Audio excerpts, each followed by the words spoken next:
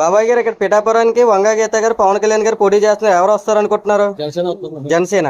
అంటే పర్టికులర్ గా ఎలా చెప్తున్నారు బాబాయ్? అంటే అసలు అభివృద్ధి చేసి పెడతారా? అంటే ఎమ్మెల్యే గారు అయిన తర్వాత కూడా ఆయన మంచి పనులు చేస్తారా? జాబ్లు వస్తాయా కుర్రోళ్ళ కాలికి? అంటే ప్రతి ఒక్కరు ఎవరైనా ఏదైనా కష్టం వచ్చిందంటే ఇంట్లోకి వచ్చే వ్యక్తిని వంగా గీత గారు అంటున్నది ఎంతవరకు నిజం? ఎప్పుడు కనపడలేదు. మరి ఓటుకి 15 ఇచ్చి గెలిపించుకుంటాను అంటున్నారు, ఎంతవరకు నిజం? ఆవిడకి వేస్తారు అసలు? ఎవరు వేయరు. పవన్ కళ్యాణ్ గారు అంత గ్యారెంటీగా ఎలా చెప్తున్నారు బాబాయ్? మేమంతా ఉన్నాం. అంటే 2 చోట్ల ఓడిపోయారు కదా, ఇక్కడికి వెళ్ళడానికి కారణం ఏంటి? ఇక్కడ గెలుస్తారు. అంటే పిఠాపురం ప్రజలంతా ఒకటే మాట. మరి కొన్ని మంది ఏమంటున్నారంటే కలుపుక ప్రతి చోట్లోనూ ఉంటాయి, దాన్ని మనం లెక్క వేసుకోవాలి. పవన్ కళ్యాణ్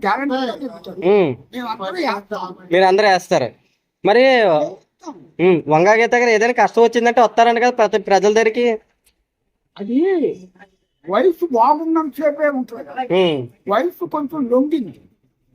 రాలేదు తాతయ్య అంటే నేను అడిగేది, రాలేదంటే రాలేదు బాబు, ఇప్పుడు రాలేదు. ఆ వయసు ఎవరికైనా వయసులోనే నువ్వు ఈ రకంగా జొన్నల్లో నువ్వు వేయగలవా? నీ వయసులో ఉన్నావు కనుక నువ్వు అక్కడి నుంచి ఇక్కడ తెచ్చు. వయసు మారేకే అలాగే వంగా తెచ్చుకోవాలి. అయిపోయింది. ఇంకైతే కొత్తగా చూద్దాం అనుకుంటున్నారు ప్రజలు. అంటే పవన్ కళ్యాణ్ గారు వస్తే బాగా చేస్తారు అనుకుంటున్నారు. చేస్తారు, చేయదు కానీ రావాలి.